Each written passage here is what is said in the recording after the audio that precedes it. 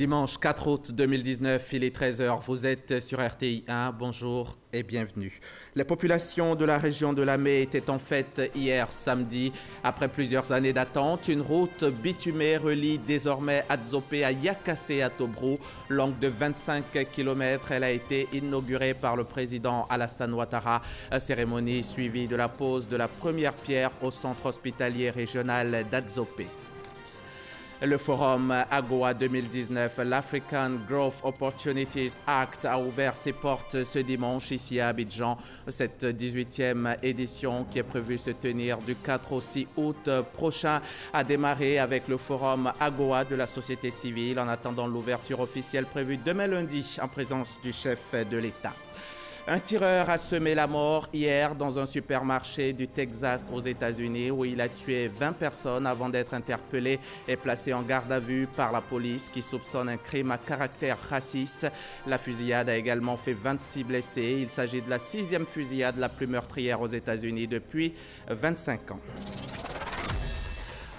Entreprendre à 0 francs, qu'est-ce que c'est? Pour en parler, nous allons recevoir aujourd'hui le fondateur, le président de la FAFED, la Fondation pour l'entrepreneuriat en Afrique. Il est avec nous, M. Samuel Maté. Bonjour et bienvenue. Bonjour, M. Hamza. Merci d'avoir répondu à notre invitation. C'est un plaisir. À tout à l'heure, dans 30 minutes. Merci. Nous prenons tout de suite la direction de la région de Lamé pour partager la joie des populations sur place. C'est pour cause. Hier samedi, le président Alassane Ouattara a inauguré la route Adzopé-Yakassé à Tobrou. Et là, petits venant en mangeant, le chef de l'État leur offre encore pour bientôt un centre hospitalier régional. La pose de la première pierre du CHR a été faite en présence des autorités coutumières, administratives et politiques de la région.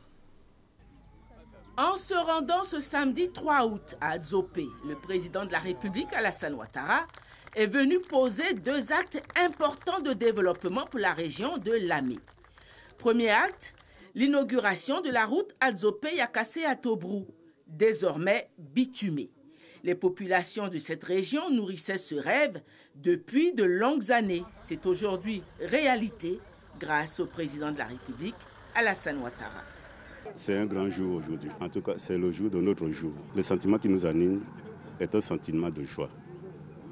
Nous avons souffert avant d'avoir ce goudron. À tel point que quelquefois, je l'appelle la route des 2 saisons. La saison sèche, on avons la poussière. La saison des pluies, nous ne pouvons pas nous rendre à Yakassé à Tobrou. Même 2 jours avant, il faudrait bien que nous prions, nous nous levons pour prier avant de pouvoir arriver de l'autre côté. Le chef de l'État a pensé à nous et nous a donné ce bitume. Qu'est-ce que vous voulez que je dise? Si ce n'est pas un sentiment de joie, nous sommes très contents. Aujourd'hui, pour rentrer à Yakassé, il faut peut-être 5 à 10 minutes. Vraiment, on est très heureux. On ne mange pas la route, mais la route fait partie du développement. Parce qu'aujourd'hui, si tu as 1 hectare de manioc, on peut quitter Abidjan partout pour venir t'acheter ça.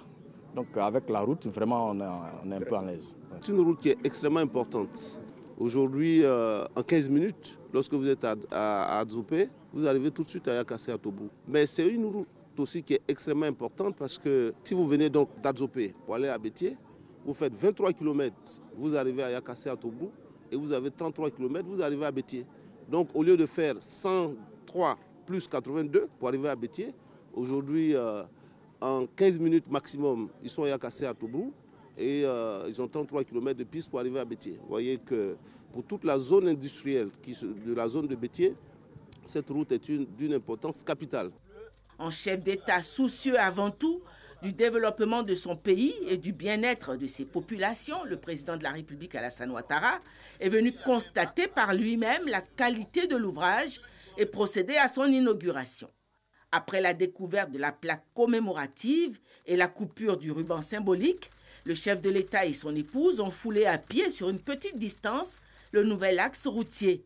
La route Adzopé-Yakassé à Tobrou, désormais ouverte à la circulation, va permettre aux populations de la région de Lamé d'avoir un mieux-être. Après l'inauguration de la nouvelle route, le président de la République s'est rendu sur le site de construction du CHR, le centre hospitalier régional d'Adzopé, pour lancer les travaux de démarrage de cette grande infrastructure sanitaire qui sera profitable à tous. Bâti sur un terrain de 10 hectares, les travaux de construction vont durer 16 mois et seront exécutés par la société Argentis International.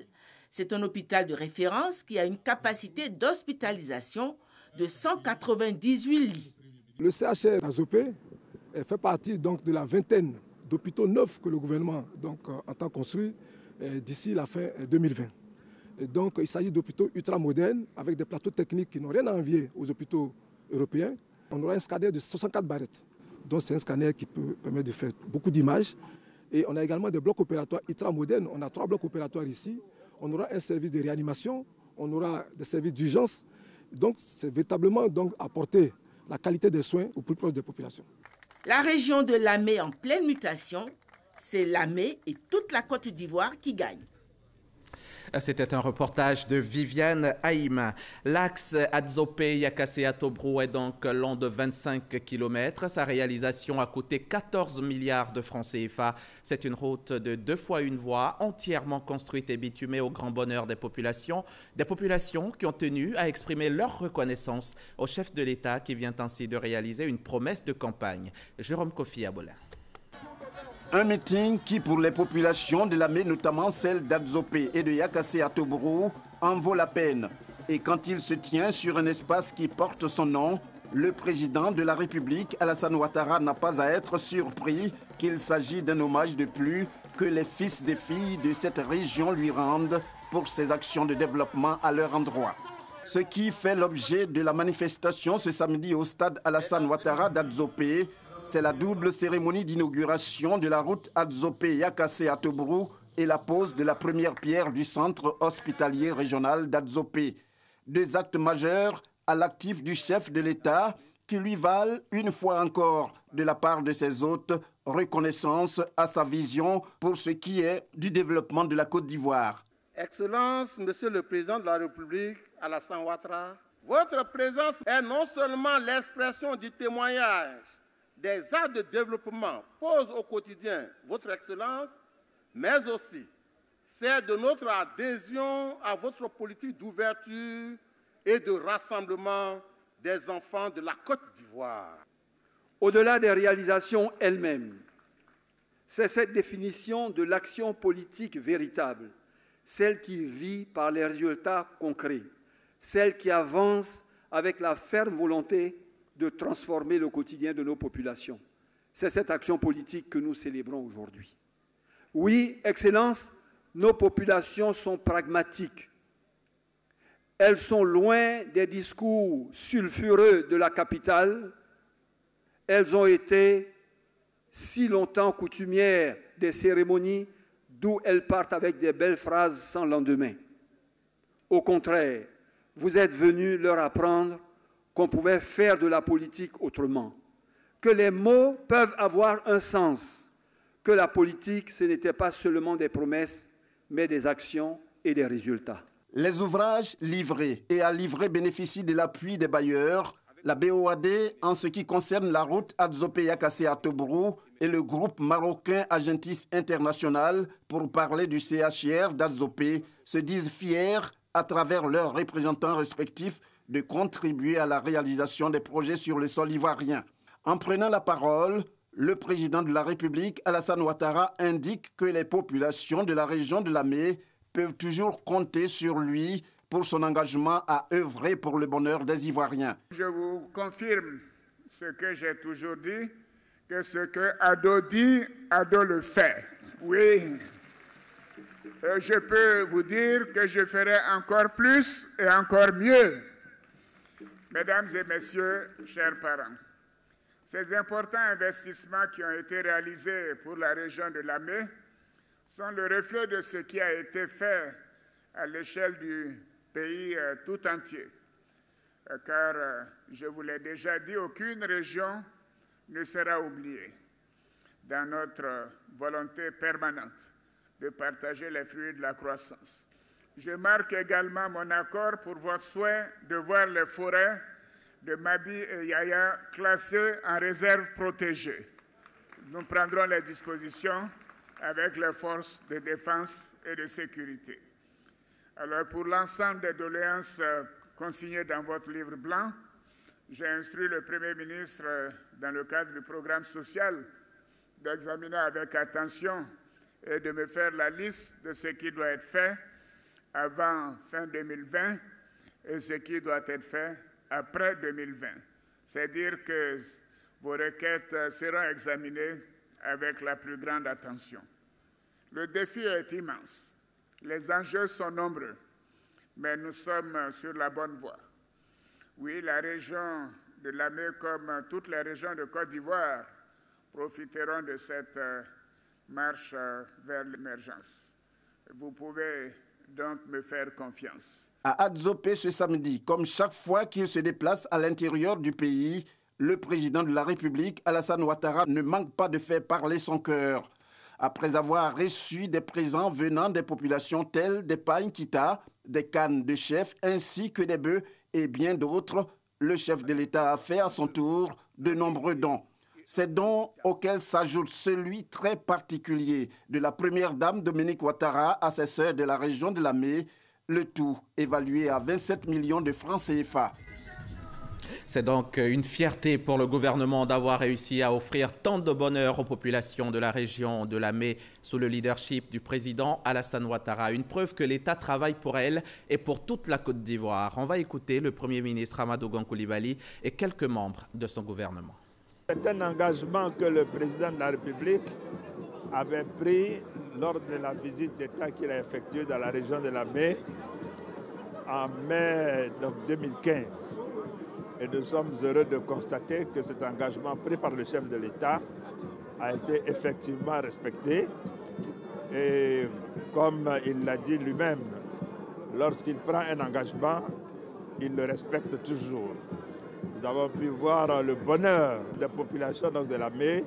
Mais en plus de cette route, vous avez assisté à la pose de la première pierre du centre hospitalier régional d'Adzopé, d'un coût d'environ 29 milliards de francs CFA.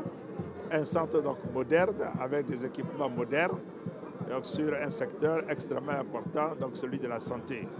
Donc je voudrais me féliciter et me réjouir également de cette pose de première pierre par le président de la République. Donc il rentre totalement dans le cadre des instructions qu'il a données pour la mise en œuvre du programme social du gouvernement. Ce centre hospitalier régional ne sera pas particulier à Adzopé seul. Déjà, souvenez-vous, le 27 mai dernier, son Excellence le Premier ministre avait déjà posé la première pierre d'un centre hospitalier régional similaire à Bosso et c'est pratiquement du même coût. Et avant la fin de l'année, il y aura la pose de la première pierre d'une vingtaine de centres hospitaliers à travers toute la Côte d'Ivoire. C'est vous dire que dans ce domaine de la santé également, c'est toute la Côte d'Ivoire qui sera en chantier. Et la particularité de ces centres, c'est de rapprocher les soins de santé des populations. Un grand jour pour nous, pour toute la population de Lamé en général, mais pour les départements de Yakassé à Tobro et d'Adzopé en particulier.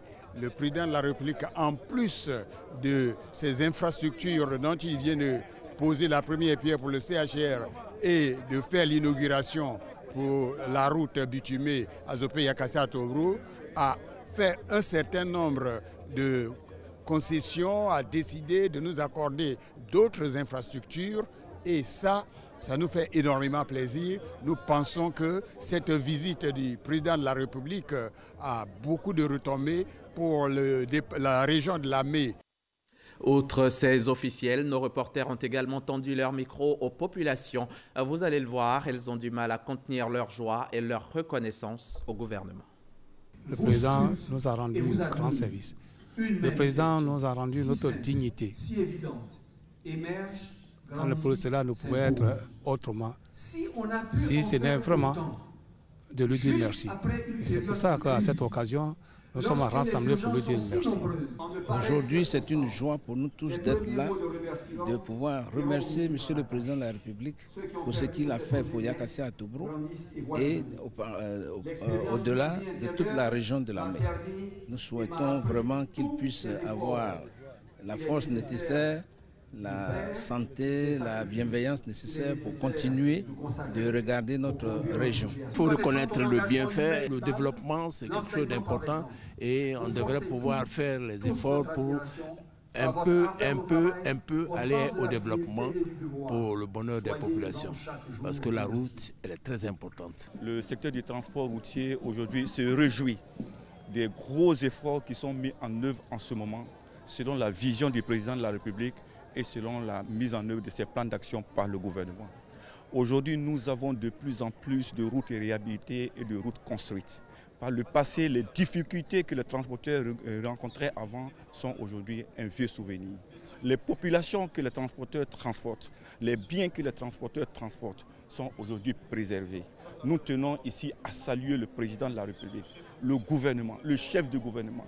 Il y a longtemps que nous avons attendu cela et heureusement ça s'est réalisé. Nous sommes là, mobilisés pour exprimer la joie au président de la République, son Excellence Alassane Ouattara, pour tout ce qu'il est en train d'entreprendre pour la région de la Mée. Très contente. Au début, lorsqu'il pleut, on ne peut pas voyager. Maintenant, aujourd'hui, hier, je suis allée à Abidjan, j'ai fait un aller-retour. Grâce à Ado, on a eu le goudron. Je suis très contente. On fait 15 minutes sur la route maintenant. Donc vraiment, tout le monde doit prier pour le président, pour ce qu'il a fait pour la région de la Mée, surtout Yakassé à Tobrou. C'est une très grande joie parce que la population de Yakassé à Tobrou a beaucoup souffert compte tenu de l'état de la route en son temps. Mais aujourd'hui, nous remercions le président Alassane qui n'a cessé de prendre à cœur le développement de toutes les régions. Nous avons vu des projets réalisés, nous avons entendu, mais nous avons vu. Donc nous disons merci grandement au président Alassane Ouattara. Le président vient de nous donner un bonheur immense, surtout à la grande population de Bessedi-Brignan. Il vient de nous annoncer le bitumage de la voie reliant Ngué-Sankwa à Bessedi-Brignan. Cela n'a pas de prix et nous disons que c'est le développement qui est enclenché avec ce bitumage que nous allons avoir. Je suis témoin vivant de l'événement d'aujourd'hui et je voudrais en tout cas remercier le président d'avoir confirmé les engagements qu'il a pris en donnant des routes, en donnant l'hôpital. Ce sont des actes concrets de développement. Une fois encore, le président Alassane Ouattara vient de démontrer au peuple atié que c'est lui seul qui peut apporter le développement. Par conséquent, nous, peuple acquier, nous sommes engagés pour lui. Vous savez, les soins à Azopé ont toujours été très difficiles. Difficiles parce que l'hôpital général qui est là n'est pas un hôpital suffisamment adapté à la population d'Azopé. Et aujourd'hui, venir construire un centre hospitalier régional qui en réalité est comme un CHU dans une région, ne fait que me donner une occasion de joie, une occasion de bonheur, parce que je sais qu'à partir de maintenant, la santé d'ici un an sera plus qu'améliorée dans cette région. Le président mérite plus que merci. En tout cas, c'est dans une rafale de joie que je prends la parole pour dire merci au président, bien que ça soit dit, mais au nom de toute la population, les chefs coutumiers et autres, je parle à leur nom.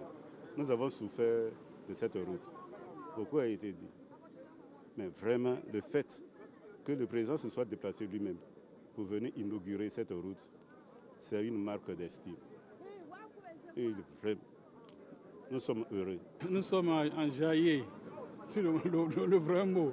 Ils sont tellement contents qu'il n'y a même pas de reste. C'est un monsieur qu'on devait à chaque fois remercier puisqu'il fait beaucoup pour la population de Côte d'Ivoire. Voilà pour le chapitre inauguration de l'axe Adzopé Yakassé à Tobrou. Autre chose à présent. Abidjan abrite à compter de ce dimanche le forum AGOA 2019, l'African Growth Opportunities Act. Ce sera jusqu'au 6 août prochain. Cette 18e édition démarre donc effectivement ce 4 août avec le forum AGOA de la société civile. Il a lieu en présence du vice-secrétaire des États-Unis pour l'Afrique, Matthew Harrington, et la ministre de la Famille, de la Femme et de l'Enfant, Liramata Bakayoko. L'ouverture officielle est prévue demain lundi en présence du chef de l'État, le président Alassane Ouattara.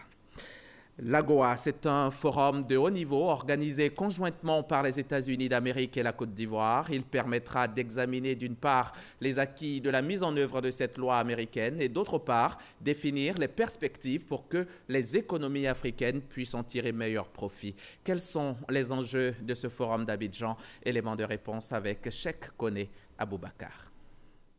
C'est en 2004 que la Côte d'Ivoire obtient sa rééligibilité à l'African Growth Opportunity Act, AGOA, une loi adoptée en 2000 par l'administration américaine pour ouvrir son marché aux pays d'Afrique subsaharienne. 39 pays sont bénéficiaires pour 6500 produits admis. Il y a une dizaine de critères d'éligibilité, parmi lesquels les plus importants sont surtout la bonne gouvernance, également la protection des droits des travailleurs, les questions de lutte contre la corruption et de lutte contre la pauvreté. Il y a des pays qui ont su tirer profit de l'AGOA et qui ont pu bâtir en fonction de cela des véritables industries de l'exportation. Au départ de l'aventure, seulement une poignée d'entreprises ivoiriennes dans le secteur du textile et du karité saisissent l'opportunité. Ali Keïta en fait partie. Mais c'est réellement en 2015 qu'il exporte sur le marché américain avec tous les avantages préférentiels offerts par l'AGOA. Ça a accru la commercialisation du karité vers les États-Unis. Aujourd'hui, là, c'est le chiffre à des milliards, le beurre du karité qui rentre. Aujourd'hui, grâce à l'AGOA, l'entreprise de Keïta a connu une croissance de 40% de son chiffre d'affaires. Si Keïta s'en tire à bon compte, ce n'est pas le cas des autres acteurs de la filière karité, dont la matière première vient en 6e place des 6500 produits autorisés sur le marché américain.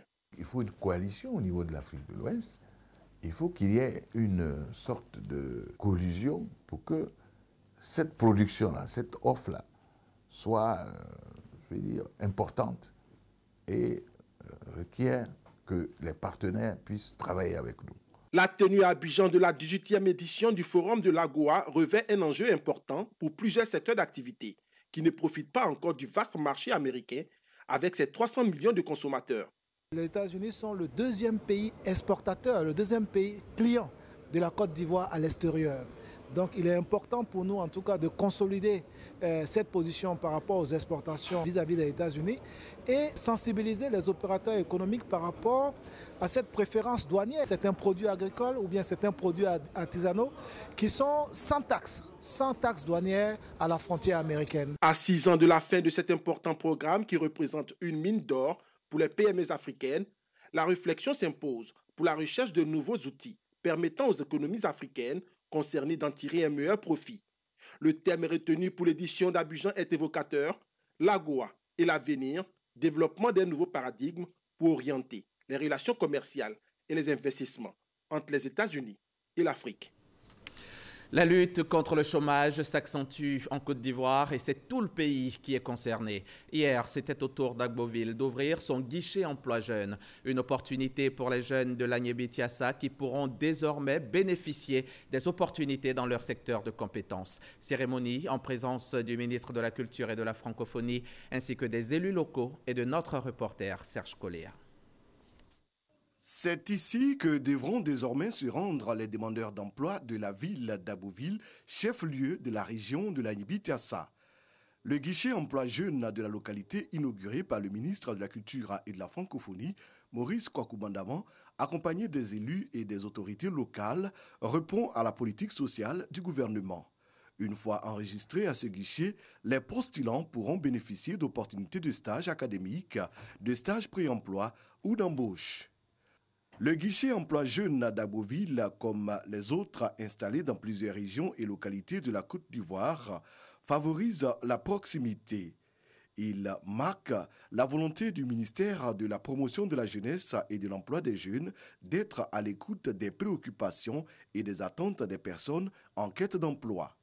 C'est pour amplifier les effets sociaux de la croissance en améliorant le bien-être de la population que le président Alassane Ouattara a instruit le gouvernement à l'effet d'élaborer le programme social du gouvernement 2019-2020.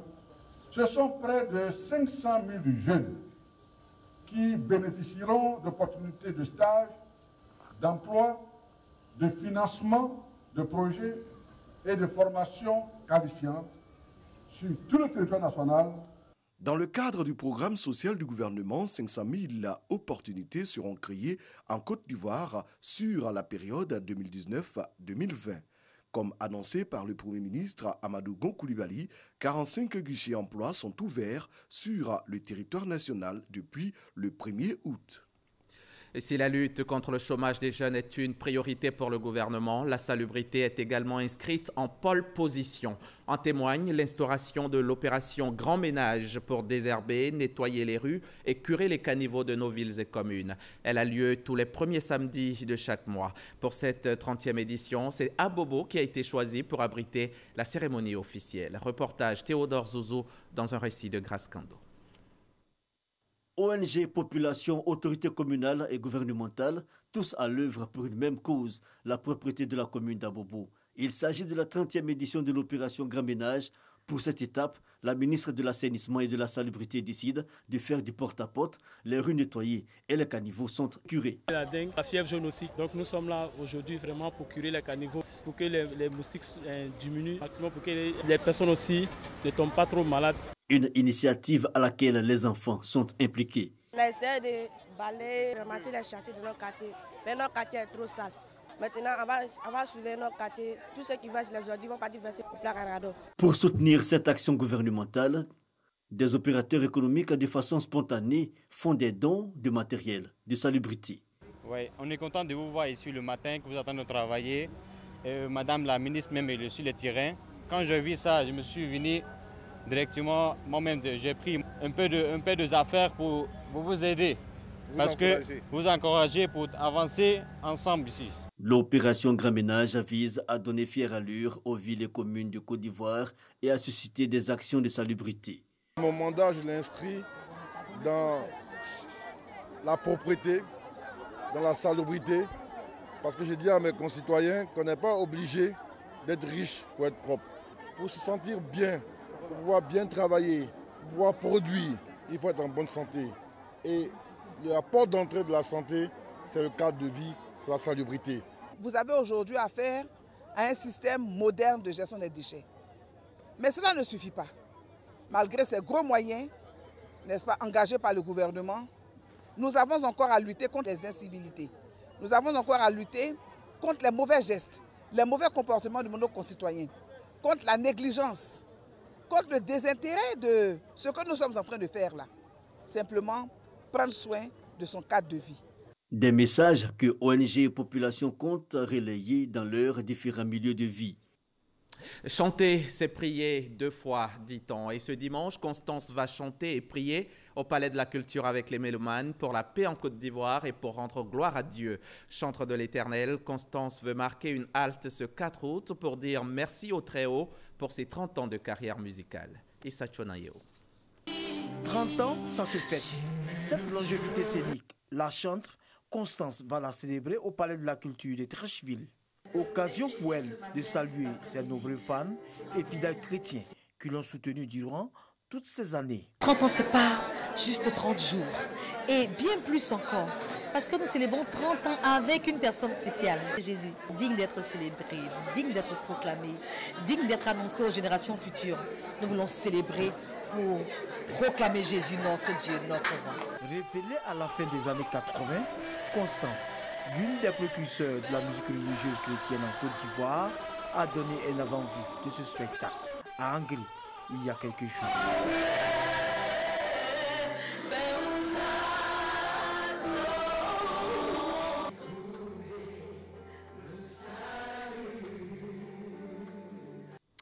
On doit prier également pour la paix dans le monde. Les fusillades meurtrières s'enchaînent aux États-Unis. Il y en a une qui s'est produite hier dans une zone commerciale à El Paso, au Texas, à la frontière avec le Mexique. 20 personnes ont été abattues, 26 autres ont été blessées. Un manifeste rédigé par le tireur indique un possible crime motivé par la haine. Et quelques heures après, à l'autre bout du pays, à Dayton, dans l'Ohio, une autre fusillade a fait 9 morts et des dizaines de blessés. L'assaillant, cette fois, a été abattu. Vous le savez, le dimanche, le 13h, ce n'est pas que le journal, c'est aussi le magazine du dimanche. Notre invité nous a rejoint en plateau et pour coller à l'actualité de l'AGOA qui s'ouvre aujourd'hui dimanche, c'est M. Samuel Maté, économiste, président de la FAFED, la Fondation africaine pour l'entrepreneuriat et le développement économique que nous recevons. Bienvenue, M. Maté. Bonjour Hamza. On va commencer d'abord avec ce reportage qui nous est proposé par Grace Kando. Marie est vendeuse de poissons fumés au marché de Port-Boué. Une activité qu'elle exerce depuis 5 années sans formation préalable. Je vends du poisson maquereau chachamoy. Je n'ai pas suivi une formation. C'est ma mémé qui m'a monté comment faire. Aujourd'hui, une opportunité est offerte à Marie pour renforcer ses capacités. 500 femmes de son profil seront formées chaque jour pendant 3 jours aux rudiments de l'entrepreneuriat, aux techniques de vente et de recherche de financement de leurs projets. On va leur montrer comment il faut monter un plan d'affaires. On va leur montrer aussi comment il faut gérer son entreprise. Parce que d'abord, l'entreprise, il faut connaître ton produit. Donc, il faut être formé. Il faut identifier le marché. Il faut savoir faire ton projet pour pouvoir défendre ton dossier devant les banquiers. Le projet s'inscrit dans le cadre de la caravane 100 000 femmes entreprenantes initiée par la Fédération ivoirienne des petites et moyennes entreprises et la Fondation africaine pour l'entrepreneuriat et le développement économique. Les femmes sont mobilisées. Elles sont tellement déterminées que nous aussi, ça nous encourage à pouvoir les accompagner. Et c'est pour ça que nous avons décidé de lancer une caravane sur 3 ans pour sensibiliser 100 000 femmes. L'objectif, c'est d'abord de les identifier, c'est de les informer sur tout ce qu'il y a comme capacité, possibilité. Pour l'étape de Port-Boué, 3500 femmes ont été mobilisées sur 2000 attendues. Elles ont été exhortées sur la nécessité d'apprendre et d'entreprendre. Personne ne peut faire votre bonheur à votre place. Il vous appartient de commencer petit. Il n'y a pas de saut métier. Les financements vont suivre. Donc, il faut que vous soyez prêtes. Vos activités seront financées. La caravane 100 000 femmes entreprenantes de Côte d'Ivoire va sillonner plusieurs communes du district d'Abidjan et les 31 régions de la Côte d'Ivoire. Merci à Christelle Beledja et Grace Kando. Monsieur Maté, votre organisation, c'est la FAFED. C'est quoi vos objectifs? Dis donc, la FAFED a un seul objectif, c'est le développement de nos communautés, en commençant par les communes et également ensuite de regarder les pays. Et pour nous, ça passe par l'autonomisation des femmes et ensuite le développement économique des jeunes. Et vous parlez d'une approche à 0 francs. Disons qu'on a réalisé une étude, Hamza, et cette étude a démontré qu'il y a 3 facteurs qui bloquent les jeunes à rentrer dans l'entrepreneuriat, dans les activités génératrices de revenus. Le premier facteur, c'est l'accès au financement. Ils se plaignent énormément. Le deuxième facteur, c'est le poids fiscal. Et le troisième facteur, c'est l'accès au marché. On se rend compte, quand on regarde le journal qu'on a suivi ensemble tout à l'heure, que le gouvernement fait des efforts énormes par rapport au programme social du gouvernement et d'autres initiatives pour pouvoir résoudre ce problème de financement. Mais le problème de financement est tel qu'on ne peut pas pourvoir du financement à tout le monde. Nous avons développé une technique qu'on appelle la technique Entreprendre à 0 francs, EZF, qui enseigne aux jeunes et aux femmes comment démarrer une entreprise quand vous n'avez pas de financement ou quand le financement tarde ou quand vous tombez en faillite. Et c'est quoi les particularités de EZF? La grande particularité de EZF, c'est qu'on enseigne aux jeunes à être indépendants et à ne pas attendre ou tendre la main. il faut reconnaître également que ce qui se passe, c'est que même quand il y a un financement, les statistiques nous disent que sur 10 jeunes qui reçoivent un financement, il y a 7 qui vont tomber en faillite. Donc, la résolution de ce problème doit aller au-delà de la fourniture de financement à ces jeunes. Mais avant de poursuivre, pourquoi 7 tombent en faillite? Bon, il y a un certain nombre, il y a 3 grandes raisons qui ont été évoquées par les différentes études. La première raison, c'est l'inexpérience, parce que beaucoup de ces jeunes qui reçoivent des financements n'ont pas toujours l'expérience pour pouvoir gérer une entreprise. Gérer une entreprise, c'est tout un art également. La deuxième raison, souvent, c'est la raison des opportunités, parce que souvent,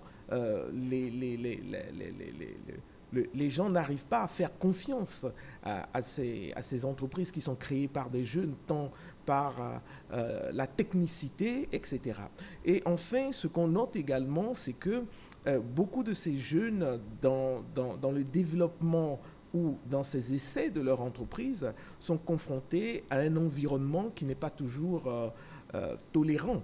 Je parle essentiellement du poids fiscal, par exemple, que beaucoup de jeunes n'arrivent pas à gérer. Ce qui implique, en plus du financement, il faut peut-être l'encadrement de ces jeunes. Bien sûr, justement. Et vous poursuiviez avec les particularités de EZF. Donc, les particularités de EZF, c'est que nous préparons les jeunes, justement, à pouvoir faire face à un écosystème qui est difficile pour le moment, mais qui s'améliore, il faut le reconnaître. Et donc, nous leur enseignons beaucoup de choses. Et ce que, aujourd'hui, par exemple, je vous donne un exemple très simple. Il y a un jeune qui a suivi nos formations et qui avait un business plan où il avait besoin de 300 millions de francs CFA pour monter une unité de fabrication de beurre de cacao. Mais finalement, il a commencé cette entreprise avec 50 000 francs CFA au lieu de 300 millions. Donc, on lui a montré certaines de nos techniques pour pouvoir redimensionner le projet. Et aujourd'hui, ce jeune, après 12 mois, emploie 15 personnes et il produit environ 100 kilos de beurre de cacao par semaine et il se porte très bien. Ah, mais là, 50 000 francs, c'est pas 0 francs. Et il faudrait dire que quand nous disons entreprendre à 0 francs, c'est 0 francs extérieur. Ce que nous enseignons aux jeunes... Est-ce que ce ne serait pas donc mieux de dire entreprendre sans apport extérieur que de dire à 0 francs? Parce qu'à 0 francs, ça veut dire ce que ça veut dire. C'est un terme technique un peu... parce qu'ils sont nombreux à nous suivre là, qui attendaient... C'est un terme technique attrayant parce que c'est 0 francs extérieur. Je vous le conçois, mais nous avons opté pour cette appellation de 0 francs. Et comment on bénéficie de ce concept, des avantages de EZF, de ce que vous promeuvez? Bon, aujourd'hui, par exemple, comme l'a montré l'élément, nous avons lancé plusieurs programmes et ça me permet de pouvoir revenir sur ce concept, cette attitude dont nous faisons la promotion, qui est que le gouvernement entreprend énormément de choses. Il y a ce programme de 500 000 qu'on vient de suivre, mais il faut dire aux Ivoiriens que les pays qui se sont développés, ce sont les pays où le secteur privé, les individus et les privés se sont engagés aux côtés du gouvernement. Donc ici, il est très important de souligner aux Ivoiriens que pour que la Côte d'Ivoire arrive là où nous rêvons tous, il ne faut pas que les Ivoiriens s'asseyent et se disent le gouvernement va le faire même s'il fait des efforts. Donc nous encourageons les Ivoiriens à se lever et à travailler aux côtés du gouvernement pour atteindre ces objectifs. Donc nous avons par exemple lancé cette caravane de 100 000 femmes où nous avons décidé donc d'initier 100 000 femmes et le Premier ministre, son Excellence Amadou Gon Coulibaly, que je remercie ici, ainsi que le président de la Fondation ivoirienne des petites et moyennes entreprises. Le Premier ministre a accepté de parrainer cette caravane de 100 000 femmes où nous allons parcourir toutes les régions et toutes les communes pour pouvoir initier ces femmes et les aider à démarrer des activités et après elles pourront, n'est-ce pas, bénéficier des différents fonds, FAFSI, etc. On est en train de lancer également une autre caravane de 200 000 femmes, de 200 000 jeunes oui. que nous sommes également en train de lancer. Donc pour nous, véritablement, c'est, comme nous le disons dans nos brochures, etc., c'est de transformer la jeunesse ivoirienne et la femme ivoirienne en une armée d'entrepreneurs de classe mondiale, parce que c'est de ça qu'il s'agit aussi. aussi, ce n'est pas simplement de donner du boulot, de donner de l'emploi, etc. Notre vision va au-delà de donner de l'emploi à l'Ivoirien ou à l'Ivoirienne. Notre vision, c'est que l'Ivoirien ou l'Ivoirienne devienne un entrepreneur, et de l'entrepreneur que par la ZLK, vous avez parlé de l'AGOA, ce sont des opportunités énormes que nous amenons ces personnes à devenir des PME et des multinationales. Justement, on va parler tout à l'heure des jeunes, on va revenir aux femmes. 3500 femmes, première étape, c'est Port-Boué, parrainé par le Premier ministre Amadou Gon Coulibaly. Qu'est-ce que 3500 femmes qui sont en formation, qu'est-ce que vous leur apprenez? C'est quoi les modules? Bon, disons qu'on a 4 modules qu'on apprend à ces femmes. Le premier jour, il faut noter que c'est gratuit pour ces femmes. Tout cela est gratuit, qui sont financés par Fonds pour Europe et sur des choses. La première chose... Je crois avoir entendu que ce n'est pas vraiment gratuit. On va y revenir, mais dites-nous d'abord les modules. Le premier module, nous leur enseignons les techniques à 0 francs, c'est-à-dire comment est-ce qu'elles peuvent démarrer une entreprise sans recevoir de financement extérieur. Et pour nous, le financement vient après pour les aider à se développer.